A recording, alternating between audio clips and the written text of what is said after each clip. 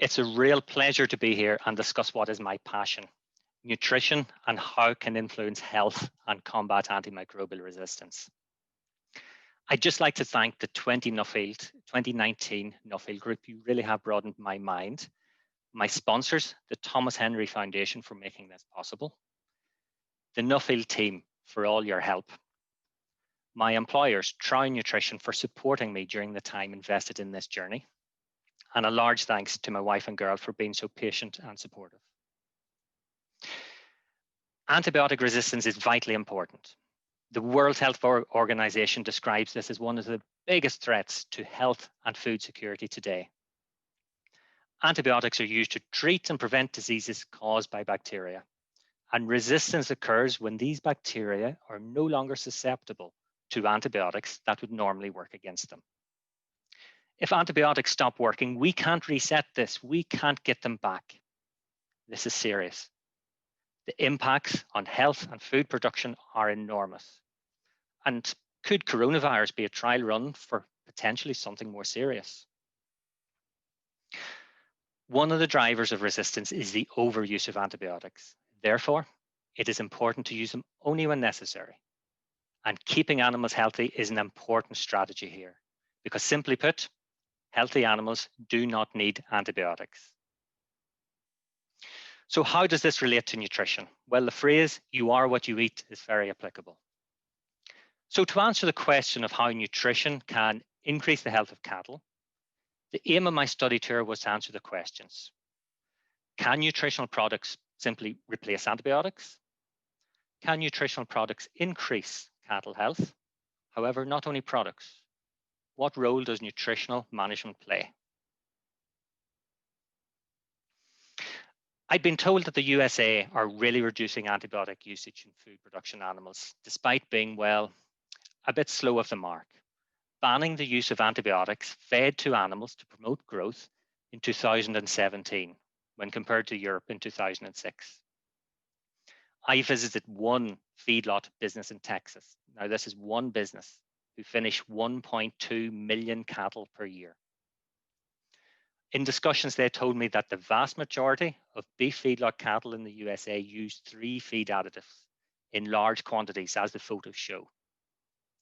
Growth promoters, which are also banned in the European Union. Monensin, which is an antibiotic that makes the rumen environment more efficient. And also the in-feed antibiotic Tylan. Now, in-feed Tylan is used to reduce liver abscesses, which are generally associated with high-starch diets. So I challenged the feedlot about changing the diet instead of feeding antibiotics. They told me that they had conducted the study, and indeed both diets reduced liver abscesses, but cattle grow faster on the diet with antibiotics. In fact, using Tylan makes an extra $28 per head. And when you kill 1.2 million cattle, this equates to $34 million per year. So yes, antibiotic growth promoters are indeed banned, but they found a different reason to use large quantities of in-feed antibiotics. And I discovered the USA market is built on a convenience and a low-cost system. This was glaringly obvious when I stopped at a local Texan farm shop. All antibiotics are available to purchase without a prescription. This includes the critically important antibiotics. These are the most important to preserve for human diseases. The risk of resistance developing in these antibiotics would be disastrous. The photo captured a 50% off clearance table for those past the expiry date. These antibiotics have a reduced activity, which means if they are used, they deliver a suboptimal dose to cattle, one of the major drivers of antibiotic resistance. So it's really worrying that selling antibiotics this way could potentially do a lot of harm. However, it's not all like the previous example. Farmers in other areas of the states are keen to use nutritional health products, so why is this? This was demonstrated to me by dairy farmers in Pennsylvania who supply milk to Philadelphia, Washington, and New York. Their consumers want milk from high health herds that use low amounts of antibiotics, and there's a drive to find alternatives, such as probiotics and prebiotics, which increase the number of good gut bacteria. The example in the photo shows that fans and misting machines are common in cattle houses in Pennsylvania because of the hot and humid summer. And the farms I visited have found yeast cell wall products help alleviate heat stress associated diseases. I also visited a French company that produces essential oils. This company started from the observation that some French farmers noticed that cattle eating certain plants and herbs were healthier. They have a rigorous testing process to investigate the farmers' observations and refine and develop the active ingredient.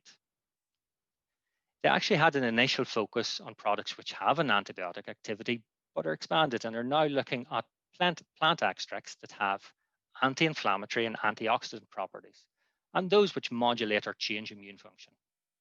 Also, the new focus is on increasing health and welfare, which fits really well with the French mentality about food. Now, this mentality is that France takes great pride in its food. The respect for animal health and agriculture is almost ingrained in the French people. France loves its quality assurance products, such as Label Rouge and Bleu Blanc Coeur, with the lovely slogan, for the health of the earth, animals, and people. I visited Patrick Currant's farm of Charolais cows near Fichy. In 2008, Patrick realized that the beef price hadn't changed much in 35 years. So he built a refrigeration unit and bought a van and sells the meat in Paris, a 4-hour drive away. Now, in a way similar to wine clubs, his customers pay into a monthly meat club, and he delivers a package to their workplace around the Paris office districts. But Patrick's customers want to know all about their food, where it comes from, how healthy they are. Many even visit his farm solely to find out more. Essential oils are vital to improve the health of Patrick's herd, particularly increasing the calves' defenses against pneumonia. His customers buy from him because he uses them. His motto, Fermier happy, happy cow, happy farmer. I also discovered a Swiss company who produced plant fibres for animal health. Now, my first question was, as cattle eat plants, what's the difference between eating the plant and the refined plant fibre? But it was explained to me that the plant fibres are inert. If you zoom in on the plant cell wall is made from cellulose, hemicellulose, and lignin, which are bound together, which limits their biological activity. This Swiss company extracts a pure form of one of these components. Trial work is underway, but early work has demonstrated an antioxidant and anti-inflammatory activity and an improvement in the gut barrier in a way similar to the way healthy skin does not allow bacteria to invade. Therefore, refined plant fibres, well, raise the bar with cattle health so they fight off disease better. However, compared to antibiotics, these products are not as effective and more expensive, while also needing more work and investment to improve and refine them. I also discovered the relatively new concept of quorum sensing. The basis of this I've depicted is that the bacteria, the orange rectangles, continuously produce small molecules, which are the green circles. These function to communicate with surrounding bacteria.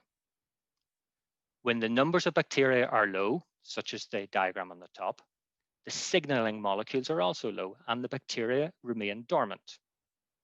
When numbers of bacteria are high, such as on the bottom, signaling molecules are also high, and this activates the bacteria to come out of their dormant stage and switch on. Many of the harmful effects of bacteria only occur when bacterial populations reach a certain size, similar to the quorum or minimum number of members that must be present at society meetings. Now, if you watch the depiction on the bottom, one company in the Netherlands are producing substances that interfere with the signaling molecules I've depicted as the red X, which tricks the bacteria into thinking they're on their own and to remain in a dormant or non-harmful phase. I also collaborated with a group in Barcelona who work with bacteriophages. Now, bacteriophages are actually highly specialized viruses that kill bacteria. In a way, I think about them as a Trojan horse with a very specific target. Bacteriophages attach to the bacteria, which is the target part. They inject their genetic code into the bacteria, which hijacks them. Now, this is the Trojan horse part. And then the bacteria become a factory to produce new bacteriophages, rupturing and killing bacteria. And the cycle continues. However, it's not without its challenges. There's challenges getting bacteriophages to the site of infection. For example, with a gut infection, they have to be coated to get them past the stomach. And for pneumonia, they need to be inhaled. And there's also differences with regional strains of bacteria. For example, bacteriophages developed against UK strains of Salmonella don't work against strains of Salmonella from Thailand. And they're also expensive compared to antibiotics. And this is the work needed to develop them and deliver them to the site of infection. Norway has the lowest antibiotic usage in food animal production in the world.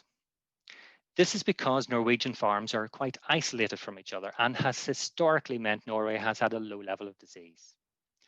Biosecurity is vitally important to protect these farms, but only from the head start and low levels of disease that is there.